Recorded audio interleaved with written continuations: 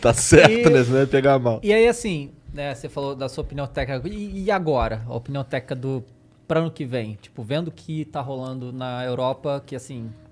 Eu como torcedor, eu acho que a nossa chance é muito pequena. O que você tem achado da seleção brasileira? Cara, eu acho que assim, nós temos um adversário aqui na América do Sul, que é a Argentina. Uhum. Não dá pra comparar a intensidade com o que se joga na América do Sul com o que se joga na Europa. Na hora que eu fiz isso, a minha quinta-feira, eu assisti França e Bélgica, às 4 da tarde. Aí eu assisti São Paulo e Santos às 7 da noite. E fiz Brasil e... Caramba, me deu branco. Brasil e Venezuela. Não, antes... Brasil e Venezuela. Brasil e Venezuela às 9 da noite. A intensidade é muito diferente, a qualidade do jogo é muito diferente. Agora, a gente tem que considerar algumas coisas. Seja qual for, duas seleções europeias, você joga e deixa jogar. A qualidade do gramado é muito melhor do que a gente tem aqui. A qualidade individual também é muito melhor do que a gente tem aqui. Eu acho mesmo que o Brasil não é o principal favorito para ganhar a próxima Copa do Mundo, mas a gente está no bolo. Eu acho que a gente pega França... Eu vou te falar quem eu acho que são as seleções mais fortes. França, Itália e Inglaterra. Eu acho essas três seleções fortíssimas. Aí você tem Argentina, Bélgica e Espanha em reconstrução. Acho que a Argentina já atingiu esse protagonismo, tá? Acho que tá bem redondinha. A Bélgica ainda depende muito, e foi a declaração do De Bruyne, ainda depende muito de De Bruyne e Lukaku, eles já estão mais velhos. E a Espanha vem com uma geração talentosa, talentosíssima, que esses moleques vão dar trabalho. Aí é do jogo, ver como é que encaixa, aí você tem que acompanhar um pouquinho do campeonato, né? Mas eu acho que hoje, e é uma discussão que eu tenho muito no Bem Amigos, e o pessoal não concorda comigo, hoje o Brasil joga contra qualquer seleção do mundo em condições de ganhar ou perder de qualquer seleção do mundo. Eu não acho que a gente seja favorito contra a Inglaterra, a França e a Itália, mas a gente joga de igual para igual com eles. E aí é o jogo. O que eu falo do jogo? Pega a Bélgica, que foi uma das grandes seleções da última Copa do Mundo. Cara, o primeiro tempo foi horroroso, eles meteram 2-0. O segundo tempo a gente amassou eles e podia ter acabado 2-2. Então, assim, a gente tem que encaixar o jogo perfeito? Tem, mas dá pra ganhar dos caras. E a gente depende do lado coletivo. E aí, analisando um pouquinho a seleção, acho que o Brasil abriu o leque, que era uma crítica que eu sempre fiz ao Tite. Foi, Tite, não fica refém de um sistema, não fica refém de um grupo de jogadores. Abre. Pô, olha a seleção olímpica, eu fiz a Olimpíada, a medalha de ouro. Eu falei, olha pro Arana, olha pro Matheus Cunha, olha pro Antony, olha pro Claudinho. Tem uns moleques muito bons aqui que vão te dar uma resposta na seleção de cima. Olha esse Rafinha, o que jogou nesses 3 jogos, gente. Jogou pra caramba. Quem tá acompanhando o Rafinha? Cara, a gente que é do futebol, tá. A gente sabe que ele é do Leeds, que já teve proposta pra sair do Leeds, e que o Leeds tá batendo o pé na multa e fala assim, United, Paris Saint-Germain, City, você quer Real Madrid, Barcelona? Paga a multa, senão você não vai tirar o moleque daqui, não. E tem que ser assim. Esse moleque vai chegar em time de ponta, porque ele joga muito, ele é abusado, ele vai pra dentro. O Antony tá jogando fora de posição. Ele joga na função do Rafinha, mas é talentoso pra caramba. Então tem um momento que você tem que parar de trabalhar só taticamente, que é o grande diferencial do Renato Gaúcho. O Renato Gaúcho não é melhor do que o Tite na parte tática, não é melhor nem que o Rogério Ceni na parte tática. Só que ele ganha os caras. O clima é leve e ele faz o seguinte, sem a bola, marca. Cada um num lugar, com a bola, se diverte. Isso não significa que não seja um time bem treinado, isso não significa... Mas assim, você vê o Gabigol, que é o 9, vindo buscar a bola no meio e o Arrascaeta infiltrando. Você vê o Bruno Henrique, que joga aberto, fazendo gol de centroavante. Na seleção é mais feijão com arroz, é o centroavante fazendo gol de centroavante, o cara da direita jogando na direita, o cara da esquerda... É o que a gente fala do jogo posicional e do jogo intuitivo. O Brasil tem que ser um pouquinho mais irresponsável com a bola. O Júnior fala, ele gosta dessa anarquia, dessa bagunça. Eu também. Eu acho que tem que ter um pouco mais de Flamengo no jogo do Brasil. O Tite tá tentando soltar.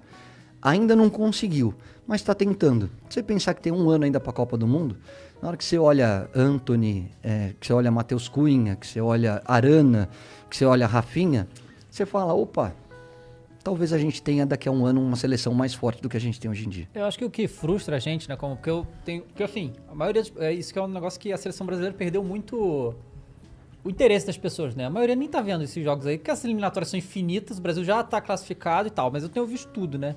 E o que frustra é que esse negócio que você falou da sua história da Olimpíada e tal. Ah, não, o Brasil jogou 2 amistosos, goleou todo mundo. Tipo, há quanto tempo a gente não vê isso acontecer, né? Tipo, a gente é de uma geração que viu o Brasil destruir todo mundo que fosse inferior. Todo mundo. Você não pegava a Venezuela, né?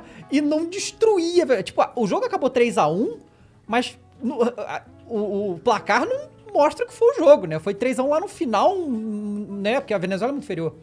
Então, é isso que eu acho que frustra a gente, porque, cara, a gente é a seleção é a maior campeã do mundo, né, cara? A gente quer ver o Brasil passar o carro em seleções mais fracas, mas só que a gente não vê isso há muito tempo. Eu acho que, assim, na América do Sul a gente vai passar. Já a gente vai começar a golear todo mundo também. É só ver o retrospecto de 8 jogos, 8 vitórias e agora o empate com a Venezuela. Colômbia. Com a Colômbia, perdão. O que incomoda a gente um pouquinho ainda... Bom, só pra falar de geração, você falou de geração. Eu me profissionalizei em 94 e acabei em 2005. Nesse período, e não tô falando de mim porque eu não disputei Copa do Mundo. Nós disputamos 3 Copas. 94 a gente foi campeão, 98 a gente foi vice-campeão, 2002 a gente foi campeão. Então a gente tá mal acostumado. Nesse ciclo, essa nossa geração, eu tô com 46 anos, foram 3 Copas do Mundo com 2 títulos e um vice-campeonato. E um vice-campeonato porque o Ronaldo Fenômeno teve o... Não tirando o mérito da França, que era um timaço, mas teve a história da convulsão. O que eu acho... em relação a tudo isso que a gente falou, e aí não é criticar a CBF, porque eu acho que eles não têm tanta culpa. São 2 coisas que eu acho que a gente sente falta. Uma é essa que você falou, a gente se impor em relação aos adversários mais fracos.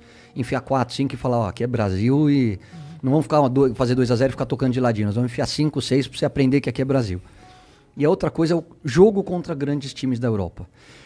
Isso é uma sacanagem, e eu entendo porque faz parte do jogo. Cara, eles se blindaram. A Europa não quer jogar contra a gente, não quer.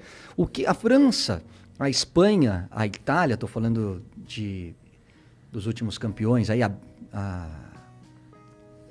Bélgica não chegou, mas assim, essas grandes potências, elas estão ganhando da gente todo o confronto de Copa do Mundo. Então eles entenderam e falaram assim, por que eu vou dar arma pro inimigo? Por que eu vou jogar contra o Brasil? Para eles entenderem o meu jogo, para eles me estudarem, para na hora do vamos ver eles ganharem de mim? Não vou. Então eles estão negando. E eu falo muito com o Juninho, falo muito com o pessoal da CBF, o Caio. Eu tento toda a janela. Eles não querem. Agora eles inventaram essa Nations League. O que é a Nations League? É mais um campeonato para ganhar dinheiro. Não vamos ser hipócritas aqui, eles querem ganhar dinheiro e se enfrentar entre eles. Ou você acha que é mais legal fazer um jogo França e Espanha na final da Nations League ou fazer França e Andorra? Para eles é legal também. Então eles se blindaram de um jeito que eles continuam evoluindo, porque se você pegar a média, eu volto a dizer, tem Brasil e Argentina aqui na América do Sul. O Uruguai é a terceira potência, mas eu acho que muito distante. Mas Brasil e Argentina é pau a pau contra qualquer seleção da Europa. E na Europa tem 12. Você tem Inglaterra, Itália, Espanha, França, Bélgica, me ajuda aí, galera. Holanda, Portugal, Alemanha, esqueci da Holanda. Só aí são 8. Então você tá jogando o tempo todo em alta intensidade contra os melhores. A gente só tem a Argentina para jogar. Então quando você joga com os melhores, você evolui. Quando você joga com adversários mais fracos, ele não te tira da zona de conforto. Não te tira da zona de conforto, não exige o seu melhor, entendeu? Por quê? Porque as coisas fluem muito naturalmente. É a história dos caras que vêm da China. O cara que vem da China vai precisar de 1, 2 meses aí para entrar em um nível de competição legal e vai ter algumas lesões musculares pelo caminho. Por quê? Porque lá é muito diferente o nível do futebol do que se joga aqui no Brasil. E na Europa é muito diferente o nível do futebol com que se joga aqui no Brasil.